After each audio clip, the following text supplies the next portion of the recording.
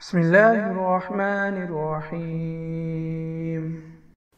سونے سے پہلے کون کون سے کام کر کے سونا چاہیے؟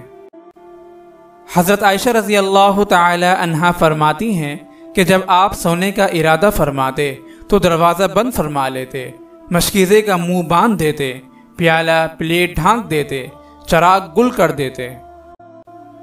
حضرت جابر رضی اللہ تعالی عنہ سے مروی ہے کہ آپ صلی اللہ علیہ وسلم نے فرمایا، جب تم سونے کا ارادہ کرو تو چراغ بجھا دو، دروازہ بند کر دو، مشکیزے کا منہ باندھ دو، کھانا پینا چھپا دو۔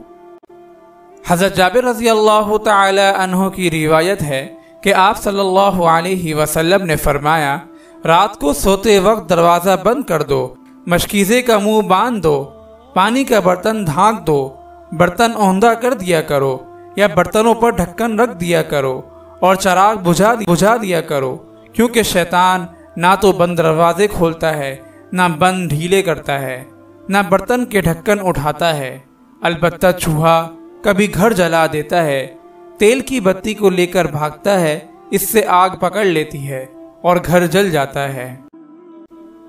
فائدہ: سونے سے پہلے پانی اور کھانے کے برتن کھلے نہ چھوڑنے چاہیے، اس سے شیطانی تصرفات کے علاوہ حشرات الارض، زہریلے کیڑے وغیرہ سے بھی حفاظت رہتی ہے۔ چوہے اکثر کھانے کو نقصان پہنچاتے ہیں۔ ان امور میں ثواب کی نیت کے ساتھ صحت کے اصولوں کی بھی حفاظت ہے۔ اگر آپ اس صدقہ جاریہ میں شامل ہونا چاہتے ہیں تو چینل کو سبسکرائب کریں اور لائک اور شیئر کرنا نہ بھولیں۔ جزاک اللہ خیرا۔